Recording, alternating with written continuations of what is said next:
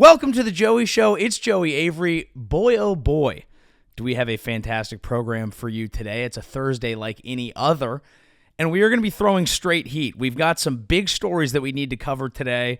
Iran is attacking Israel. We have some World War III speculation. Caitlin Clark's salary came out, and Grimes had a Coachella debacle. What do they all have in common? Folks, we're going to find out. A special program today. We do not have a guest once again. We're rolling solo. We have things we need to talk about. We also need to eulogize the Golden State Warriors season and potentially championship run. We'll do that at the end. I know Bay Area sports isn't for everyone, but it is certainly for me. So fun program today. Roll it. Thank God I have a podcast.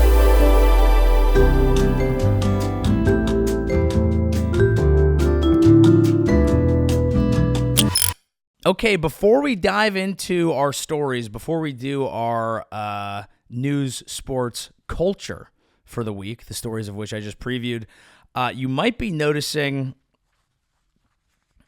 a very special piece that I'm wearing, a very special piece of merch from my boys, my squad over at the Pentagon. That's right. Daddy got to go for a little Pentagon visit. It was something else. I learned a lot about the Pentagon. One thing in particular, I'm going to tell you from D.C.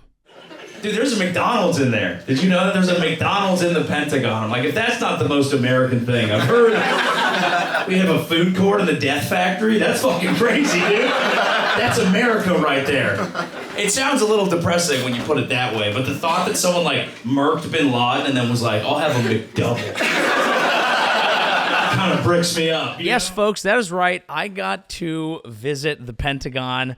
Quite a place. I was fascinated. I've always been fascinated by the place for a variety of reasons. I'm not necessarily a hoorah bricked up war guy per se, but I am fascinated in how the world works, and the Pentagon is certainly an example of that. Really fascinating experience. You get in. Let me tell you, the line getting in is an interesting place because everyone's a little on edge because you're going in and you got to go through security and you know I better not have fucked up. I don't think that I have anything in my past, but it's just one of those things. It's like when a cop pulls you over, you're going through TSA and they're like, "We got to check your bag," and then you're like, fuck, I don't have drugs in there, do I? And it's like, yeah, I haven't put drugs in my bag since I was a young lad. But you never know. You could have something in there. That's how I feel about my entire life whenever someone looks at it. And so it's horrifying. They're like, we're going to check your social security number. I'm like, oh my God. The first guy who checks it, he just said, oh no, and then looked at the person next to him. And I thought I might not get to leave. I might live at the Pentagon now. I don't know what happens. I think you might have to, maybe you go underground and you have to suck off the jet. That's a lot. We don't have to do all that. But look, it was okay. His computer just froze. He gives me to the lady next to him and she looked it up. She said it was fine. She took my picture. She said it was the best one she took all day and that I should model. It's not really the point, but did I get hit on at the Penti by one of the officials there? Yeah, I did. Did it feel good? Felt great. Fascinating experience, though, just learning about the whole place. The Pentagon, I would say, it's like a big tech office. There are a few key differences. So I've been to a lot of tech offices. My first job when I was still open micing was I did sales recruiting in tech. So tech companies would bring us in and they would show us their whatever people were. They would show off their office and they'd be like, there's fucking cold brew on tap, dude. There's kombucha on tap. Like you can set your own hours, but also you really can't. And like, you don't have to wear collared shirts. We're chill, you know? And so people would drink kombucha and they would sit in beanbag chairs and people would be playing ping pong back and forth. And that's not exactly the vibe that I got at the Pentagon. There was a different tone, but they did have a lot of activities. So that's their fun thing was apparently the center space of the Pentagon is the largest outdoor area where you don't have to take off your hat and salute a higher rank, which to me, that's their version of a beanbag. It hits a little different, but the premise is similar. It's like a Google campus. They're like, don't leave. Please stay here and work. And also, there are so many people of you here working, we can't have you going out at lunch hour. So they had the McDonald's, they had the Popeyes, they got Dunkies and Starbucks, depending on, where in the country you're from. They had a T-Bell. I imagine that the people in border security probably didn't go there. I don't know. Maybe they did go there. I don't know how it works, but it was fascinating. People are walking around in their fatigues. You walk in, you kind of see into a door, and you'd see the command center room with the flags and what I would recognize only from HBO and Showtime series and things like that. Fascinating. Just interesting to be in the building.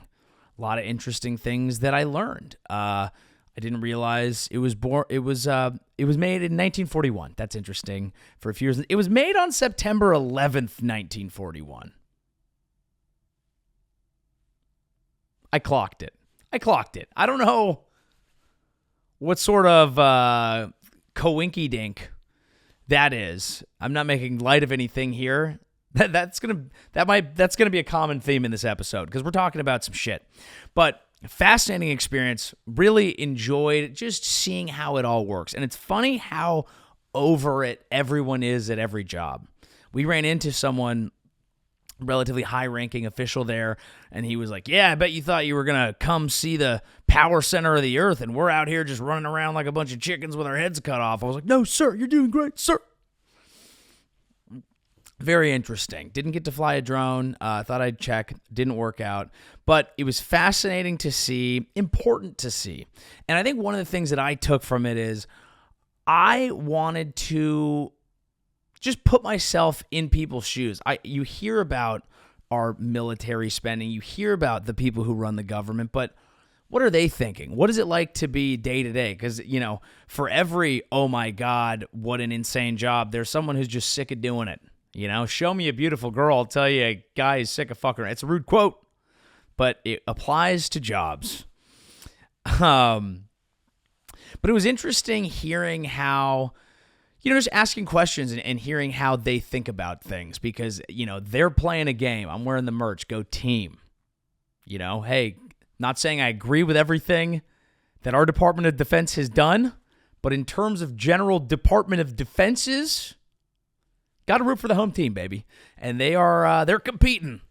They're competing out there. Like, you couldn't use your phone, which makes sense to me. They don't want, you taking pictures and stuff like that. But oddly, also, he was like, yeah, well, there's also a lot of shit on your phone that you wouldn't know about. I was like, what do you mean? And the guy that I was with said, he's like, well, you mentioned you travel. He's like, you said you went to Hong Kong. If you open up your phone there, they have all your shit. And they've put shit on there. And I was like, fucking what, dude? Huh? That's not what you want to hear. Has Xi Jinping seen my dick? Is he impressed? Kind of depends on if stereotypes are true. But the point is, scary. I was asking, I was like, when you travel, do you he's like, no, I'll try to bring a Wi-Fi puck because I don't want people having all my shit. I didn't realize everyone had everyone's shit. Is everyone looking at everything? Is that the price that we've paid for Alexa knowing when to turn on my favorite Carlos Santana song? That's not a great price. But on the same, and this is the argument other people will make is, well, if you're not doing anything wrong, who cares? And it's like, I don't know. Can both things be a problem? I'm not doing anything wrong. Also, don't have all my shit. But you have to realize the realities on the ground. The world isn't just what I want it to be and how I vibe it out. That was one of the things that I took away from that experience was looking at them and thinking about how they're thinking strategically. Everything that they're doing is based on, 1,000 other factors. And then this was one of the most interesting things I heard while I was in the building, which was I asked someone, I was like, having worked within this region, do you feel like you're harboring stuff? Do you know things that keep you up at night? Does it freak you out? And more or less, the only thing that was relayed back to me was just like, I don't trust anything. Because whatever is told to you is not necessarily what's happening behind the scenes. Every company has a product team and they have a marketing team. You can do your own extrapolations from there, which does bring me to the first topic that I want to discuss today here in the news portion. A fun topic for a comedy show: Iran attacking Israel. Let's have some fun, shall we? Let's do a light program. The reason that I'm fascinated by this one, especially in light of my recent trip to the Pentagon, is when I saw this, I was like, oh God, this is horrible. Is World War III happening? I saw a lot of discourse about that. It's a scary thing when you read it, and then it seems to be that there have been some de-escalationary forces intact that kept it from going too far. Why do I bring this up? Why would I want to discuss something like this on what should be a fun and light program? Do I want to unwind the entire Middle East? Let's start at the beginning. Okay, so just fucking kidding. The reason that I found this interesting is because when I first saw the news stories, I had more of an emotional reaction to it. I was like, oh shit, stuff's about to start popping off, because you see things and it's like unprecedented attack, Iran's first direct attack on Israel. And then over time, things rolled out and it was like, well, Iran actually warned the United States, so they had to do this to respond to Israel's attacking of their consulate in Damascus, which is generally a no-no in terms of foreign policy, to directly attack a diplomatic building, although obviously within that diplomatic building they're planning out things related to war and the proxies, the groups that they tend to wage their war on Israel with by supporting different groups. It's kind of like when your girlfriend, sends her friends to send subliminal messages around what she wants you to get her for Valentine's Day. That's not exactly it. I would say that's not exactly it, but vibrationally, I would say it's similar. The point is, I wanted to think about things more strategically, because I find when I just follow the news, I watch a podcast, or God forbid I turn on cable news, or I read an article, everything is about unprecedented, holy shit, this is happening, what could happen, blah, blah, blah. And after being in the building, I found myself wanting to think a little more strategically, because they had to know something like this was coming. They're thinking a few steps ahead. Let's play chess. Let's think about reality. Let's not just react emotionally. Let's think strategically. I found an interesting Twitter thread by Smug Doom Posting Publishing House. Not a massive account, like 15,000 followers, but some really interesting threads as all this was unfolding about what could potentially happen, what the scenarios are. It ended up thus far at press time, who knows, Israel could start popping off. They crazy sometimes. They are. It ended up seeming like scenario of nothing ever happens is probably what's going to happen. Anyway, here's what I found interesting. Was a little insight into the Middle East. I thought the people coming to the Joey show, they probably want some insight into the Middle East. I think that's why you listen. And knowing my audience, that massive group, as I do, I'm going to give you just that. I found this interesting. I'm going to share it.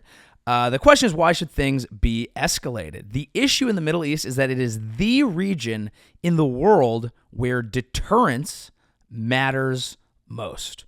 Okay? It's a neighborhood where actors whack each other with sticks. If one of them whacks you, you need to come back with a bigger stick and whack them back and harder to show you're serious, or else other people might start getting ideas about you.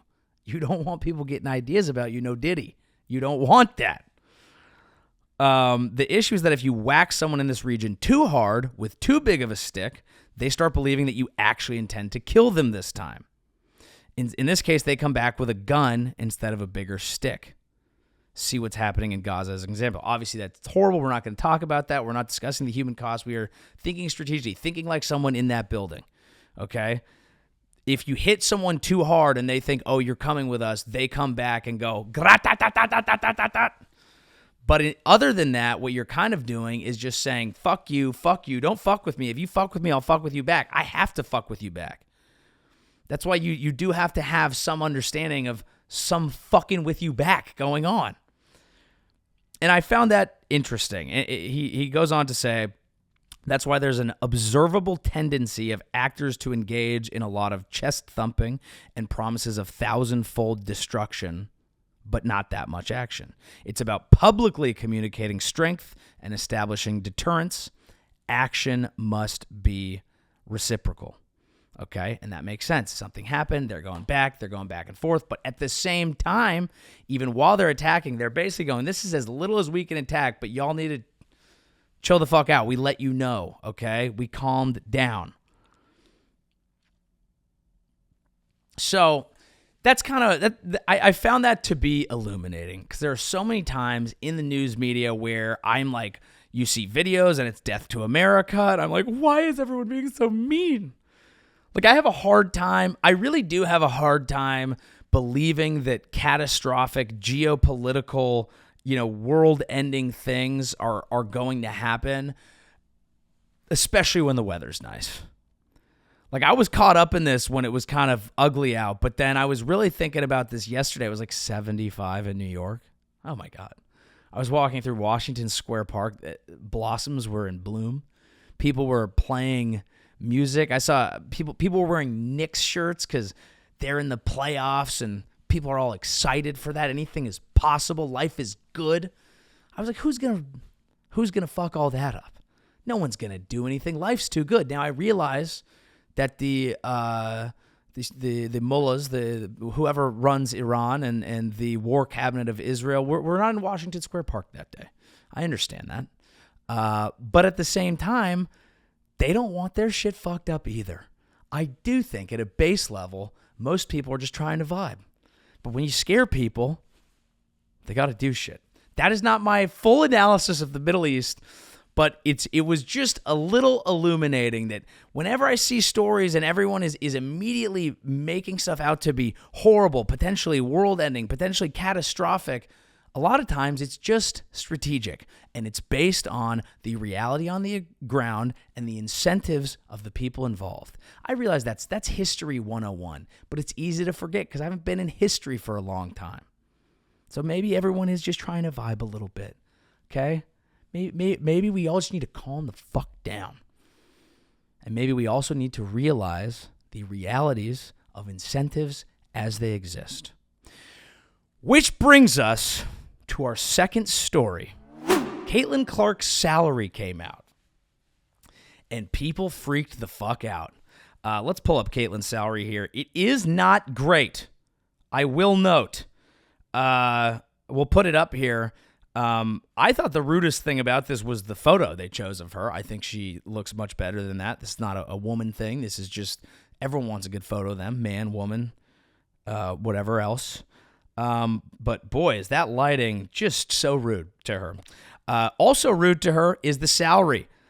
Starting year, $76,000, moving all the way up to $97,000, 4 years worth over $300,000, but not a great salary. A lot of entry-level people doing better than that. You could be getting coffee and sucking your boss's dick at Goldman and making more than that, but what's interesting about it is how people react to it. People have lost their fucking mind. And it's possibly because we've had this debate over and over and over and over again, and people are educated enough on it that they know what they think, and the other side is making ridiculous fucking points to whoever you are, and so you're not even listening to what they are. That could be it, because we have these debates all the time. I would say I'm sick of the wage gap debate, but I'm not going to say that because I fight for the bitches. No, look, here's the deal. It's not a great salary, but there is some reality tied into it. Most importantly, Russell Wilson decided to jump in. Russell Wilson hopped in and tweeted, "These ladies deserve so much more. Praying for the day." Stop fucking praying, Russell. You dumb fuck. Venmo her. If you care. You got paid hundreds of millions of dollars to suck ass in Colorado. Okay, not literally, but I don't know. I don't know what he does. He's unlimited. He's unlimited. I think I have an alter ego. His name's Mr. Unlimited. Yeah, you gotta be unlimited. You gotta have a thought process of being unlimited. Okay? If This is my main thing for people on every side of this debate. If you have a problem with it, do something.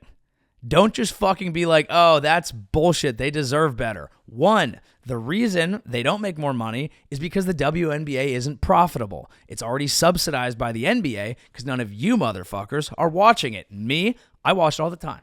I have 10 Sparks jerseys.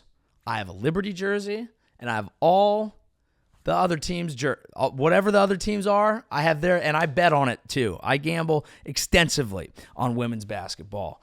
And by gamble, I mean whether I'm going to get a... No, I'm just kidding. Here's the deal. It's a stupid debate for a variety of reasons.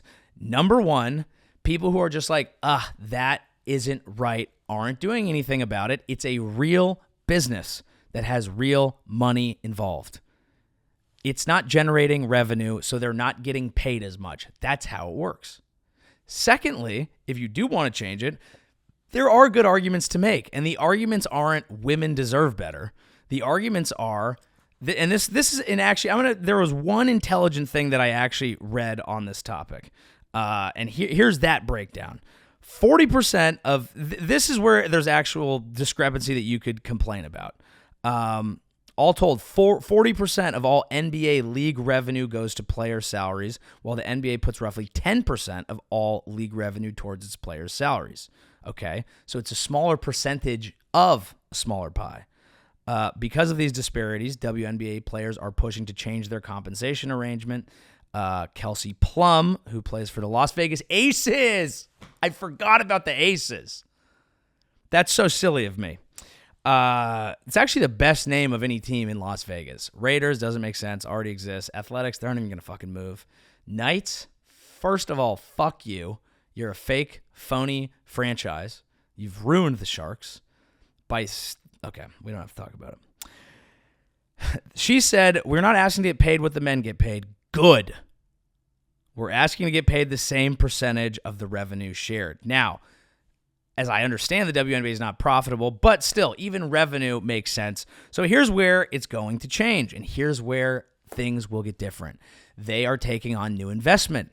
You have to spend money to make money. I mentioned earlier in the episode that I used to work in Silicon Valley. That's how that works. You don't have to be profitable to get a lot of revenue and pay people more. They need more investors. People like Caitlin Clark coming in should up that investment. She will also make tons of money because she's going to get tons of endorsement deals. And if people do follow her from Iowa into the WNBA, I think some will. I think not as many because college sports already have a built-in fan base.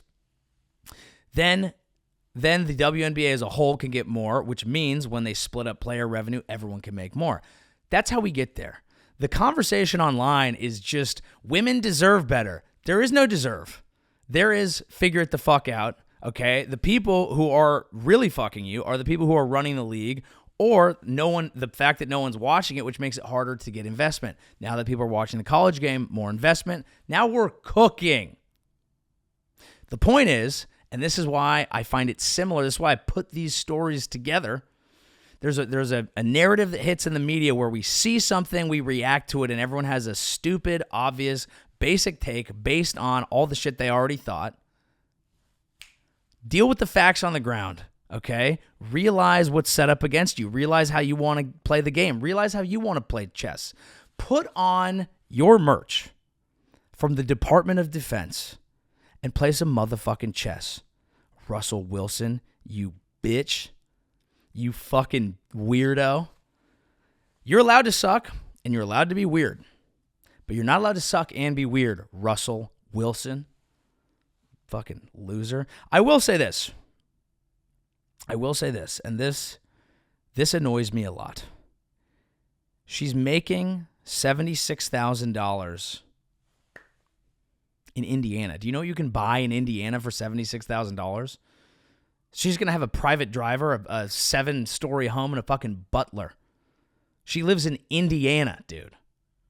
$76K in Indiana, king shit. She's going to be just fine. If you like it so much, watch it. If you don't care, that's fine too. But the same debate that we have over and over and over again is if things are based on sexism, not market forces, that has some sexism built into it based on the things that we prefer and like and how things have shaken out. Everyone's trying to make money. Baseline. No one's ever giving it away for free. If anyone's giving you a salary, it's because they think they're going to get more off of you than that salary. That's across the board in every industry, no matter what. No one's doing this shit for funsies. Everyone's trying to fuck you. Figure out if you're going to take it. So, on to culture. As we're going to discuss market forces, we have a fun one here. What could be more fun than World War III? Well, let's go to Coachella, folks, because Grimes, a.k.a. Elon Musk's ex, had a bit of a problem out there.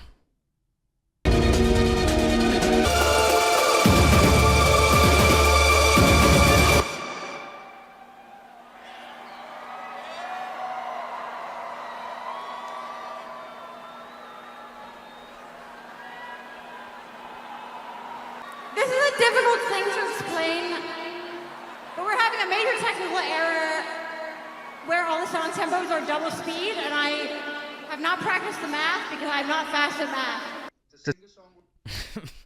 First of all, that's what she sounds like? We're having a technical error here. How did that person not figure out how to fix a software error or do math? She sounds like math. Bitch, you named your child a number. Do the math. You're skilled at math? You're not skilled at math? You named your kid a number! What are we doing, folks? If you don't know, Grimes, Elon Musk's baby mama, or one of 1,000, I don't fucking know. Dude's, whatever, playing a historic game of hide the salami. Well, she was at Coachella this last weekend and had a bit of a technical issue. As you just saw, she was DJing, and she fucked it up. Now, there's a few angles that I want to take here, okay? Because I know some of you don't care about electronic music. I like it. Some of you don't care about Coachella. I love it. 8 years in a row, one of the best to ever do it. People say one of the greats, haven't been back in a few years. Will I be coming out of retirement next year? Yeah, I think so. There's only so many more years left that I can even have serotonin replenishment as part of my little puzzle. So I think now's the time before it gets worse. Going to Coachella is a magical time. It's a beautiful time. A lot of you are like, ugh, that's gross. I could never not shower for a few days. I could never sleep there. I don't want those crowds. I don't like that music. Well, enjoy your fucking book. Okay? Some of us like to rage. It's okay. I'm not passing judgment on it. Some of us don't. That's okay. You're allowed to think we're degenerates, and we're allowed to think you're losers. That's how the world works. I don't begrudge anyone for doing their thing, but my thing is better for now. And then when I get old, like, I think my whole thing is that when I get old, which tends to happen every day, when I get old, I just want to look back and be like, boy, we sure did it. I don't want to be like 60 and like, how do I get back out there? You know, and maybe I will. When you see an old guy who's still getting it, that's kind of fun, kind of weird, kind of fun, kind of weird. Do your thing, find your thing. I think I'll golf. But what I find interesting is, here's what I want. Sorry. Here's what I actually want is when I'm old, I want to describe my previous life the way alcoholics and drug addicts do at like a AA meeting, you know, where they talk so, they're like, hey, I could never do it again. I'm done. Like, it's bad. It ruined my life. I can't handle it. You know, God bless, whatever. But then like then they like really want to talk about it. They're like, oh, we used to take acid and go pretend we were sucking Ronald McDonald's dick in the playhouse. And like, you don't even know about that. And I'm like, I don't. I sure don't. But good for you. You know, that's why I think things like Coachella are important. Like, I don't want to ever get to the point where I can't indulge in things anymore, where I feel like I'm addicted. But I do want to get to the point where I feel like I left it all out on the field. You know, I don't want to be giving my Hall of Fame speech as a partier going, I wish I could still do it. I want to just be like, I did it. Fucking raged. There's a great, there's a comic, fun comic, Sandra Risser, Bay Area comic, great gal. I imagine still doing it. I haven't seen her in a while, but when I was coming up, we would do an open mics, and she would come up. She was significantly older. I was in my 20s. I would say she was in the high 70, low 80 range, but I don't know that for a fact. I'm just basing it off of her act, okay? If I misjudged that, I apologize. She had shakes at the time, and I think she fixed them, but she would come up and she would just be like, we went to the first music festival. We went skinny dipping in the woods, boy. And I was like, yes! That's what I want to hear. Those are the stories that I want to hear. I've been fortunate. I've grown up in a great time. My grandfather, his war stories were war stories. He would actually tell me about war and going over and doing war, and those were great stories. My war stories are going to be a little different. I'll be like, we were on acid and our tent blew over at Coachella. My friend thought he had to sneeze, but he shit his pants in a porta potty. True stories, both of them. You got to adventure. That's the thing. You have to adventure. Life is all about adventure. Maybe that's what this show is actually about. I thought this episode was going to be about the forces on the ground, grappling with reality, okay, realizing that everyone's playing a game and you got to play the game and understand it, and you can't just react emotionally to things. No, it's about the great adventure. And maybe that's what Iran was doing. Maybe they saddled up 300 drones and said, let's have a fly. Looks fun when they do it near us. The Americans are always having fun flying their drones. How come they get to have all the fun? I want to get on the sticks. P1, I don't want to be P2. I want to be P1 today. We're going to Israel. And America said, hey, we got sticks too. And no one was hurt. Maybe that was a nice thing. That was a nice war, I will say. And I'm not being dismissive, but that was nice. Some rocket fire, some fireworks here and there. We shoot them down. Everyone gets back, and they're like, we win. More of that, please. I'm sick of these decisive victories. Why can't we all just be nice and get along? Don't we all just want to vibe? Maybe that's the thing. Maybe that's what world leaders need to figure out. Maybe they need to go to Coachella.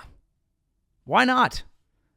If they had to camp next to each other at Coachella, you can't tell me that these wars would still be going on.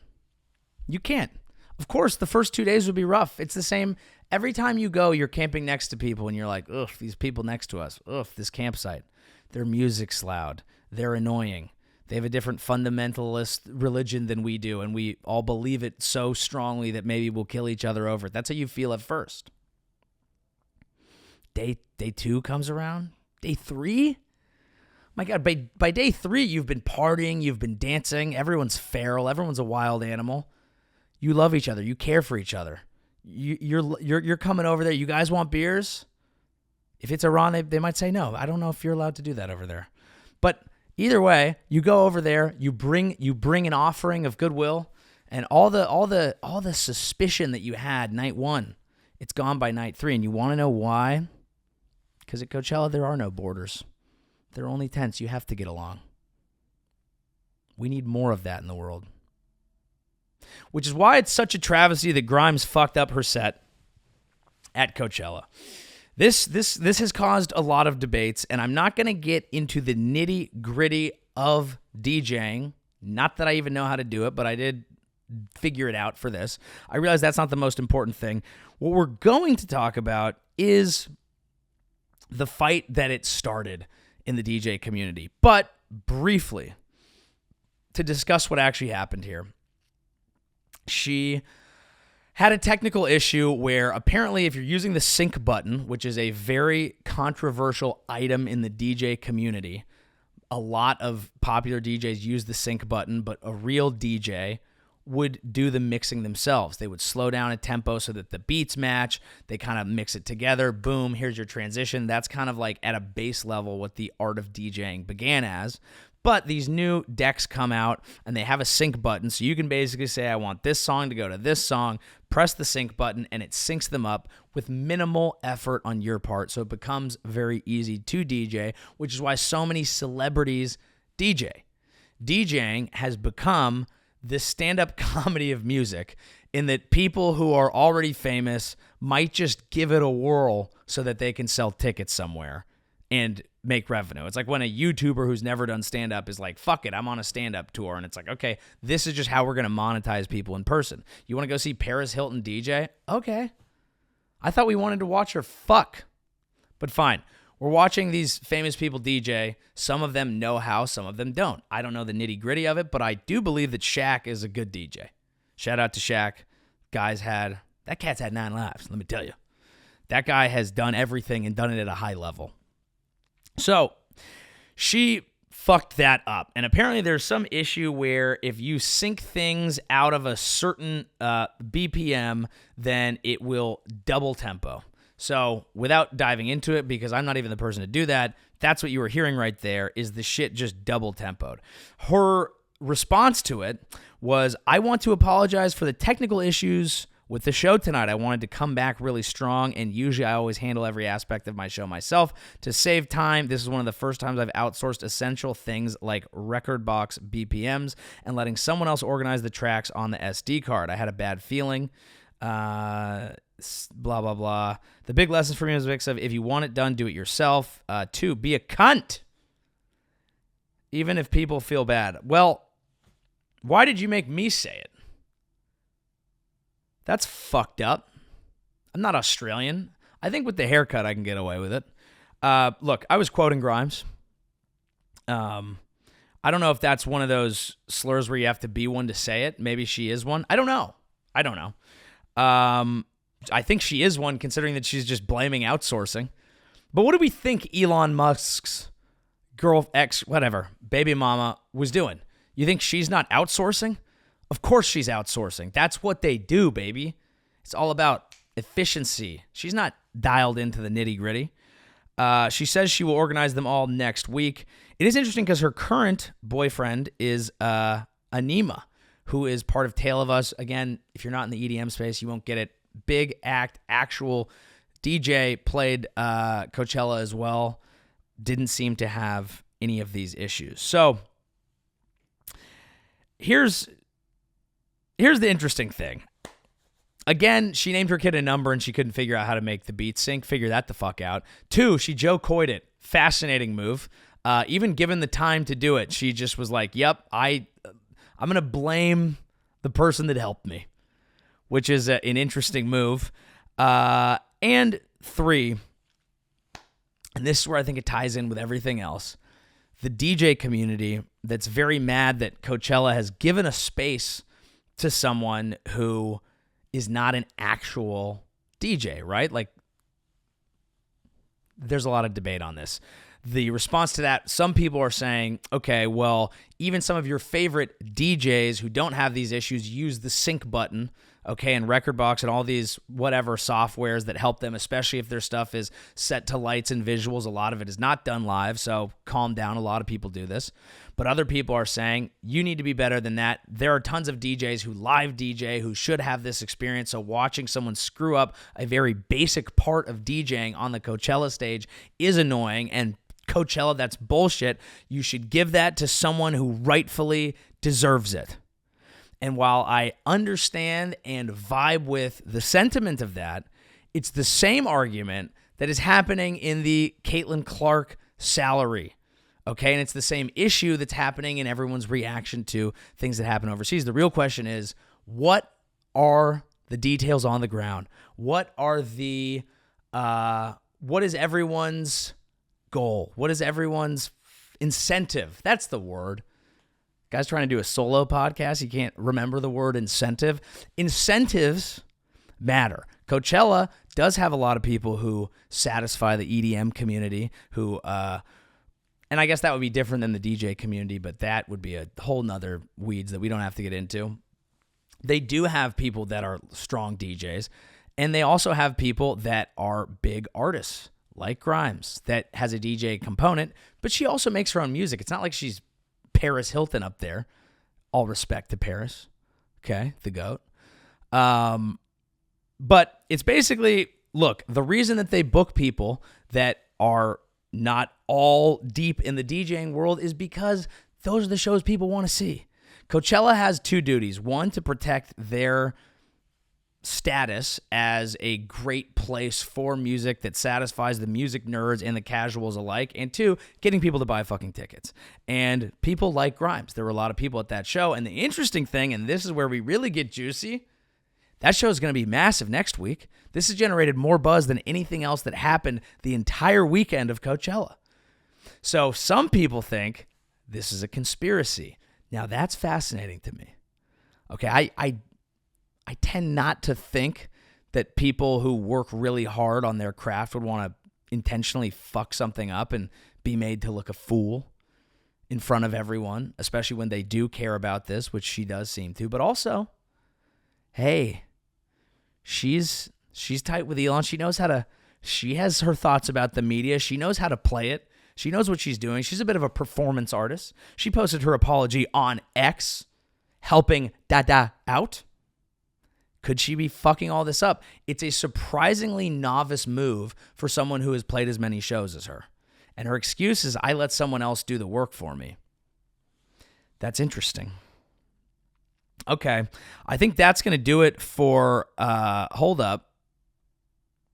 I just got a news report that happened as I was about to wrap up the news sports culture segment here. Elon Musk has a daughter, has a child named X. I didn't know that. I was just talking about Elon on X. Dude, the fucking machines are listening to us. Lil X has become both prop and emotional support human. Oh, I see. This is X is short for XAEA12.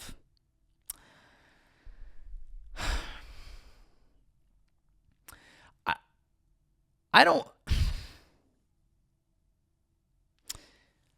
Maybe Iran should bomb him. Look, I'm not saying that. I've never been anti-Elon per se. I've never been an Elon stan. But we have rules in our society.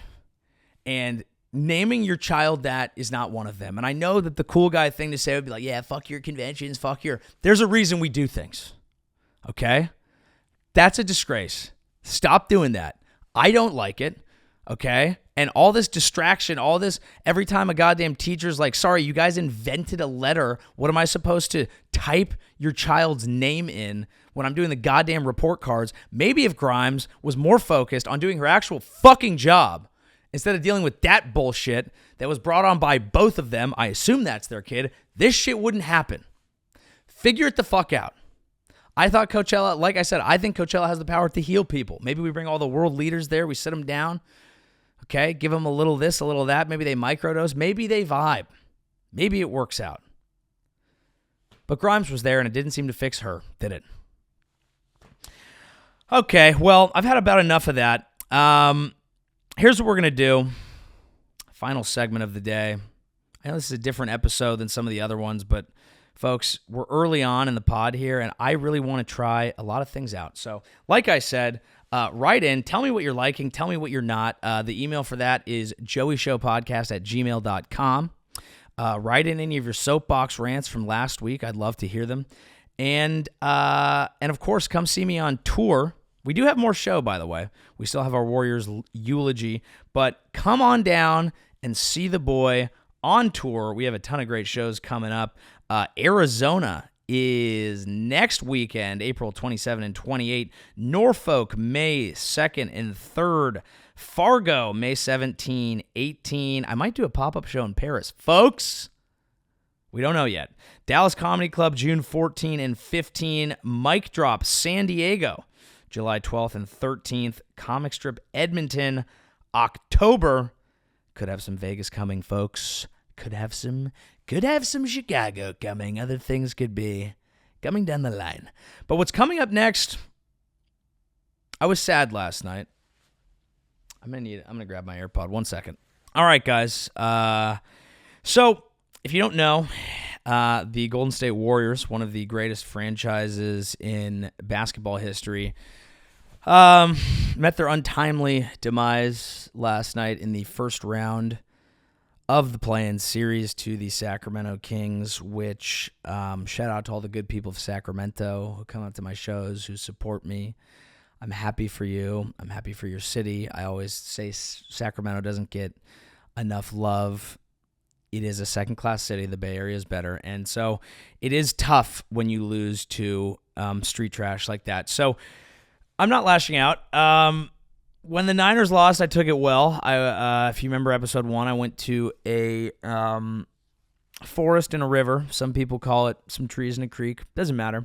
We mourned the loss of the 49ers, and I didn't have that luxury of the beautiful outdoors. And quite honestly, while this sucked, wasn't as painful as the Niners in the fashion that they went out, and the Warriors have been so successful. So I want to do something a little bit nicer, but whenever a Bay Area team goes out, we do have to mourn them, or one of my teams, I should say.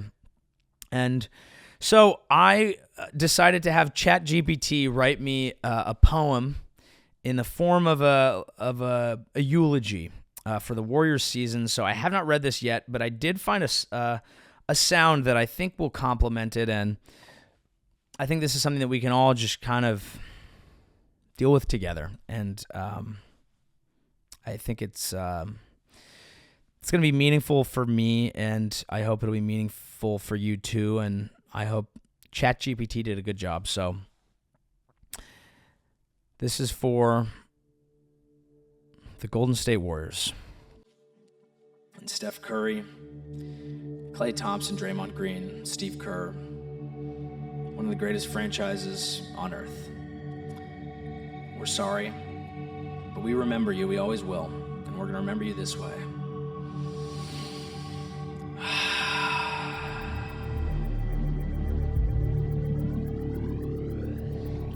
In the land of hoops, where legends rise, where warriors clash beneath the skies, there lies a tale of dreams deferred, a season slain, its cries unheard. Golden State, once mighty, bold, their prowess shimmering, a tale untold. But fate, it seems, had other plans. As Sacramento Kings, they took their stand. With swiftness and grace, they moved as one. Their passes crisp, their shots undone. The Warriors, they fought with all their might, but the Kings, they danced in the moon's soft light. In arenas filled with echoes of roars, Sacramento claimed victory, opened new doors. And as the final buzzer rang its toll, the Warriors' season met its solemn goal. But let us not mourn this passing so dire, for in defeat there's still a fire, a flame that burns with lessons learned, a promise of glory yet to be earned. So here's to the Warriors, brave and true. Though this season's end brings shades of blue, they'll rise again like a phoenix. They'll soar, for champions are made in battles won and more. Rest in power, Golden State's illustrious name. In the annals of basketball, you'll forever claim a legacy forged in sweat and pain, until we meet again on the court's hallowed terrain. Wow. I can't believe that timing was perfect. All right, folks, that's the show. Thank you so much. We'll see you next week. Breathe in, breathe out. Namaste. Thank God.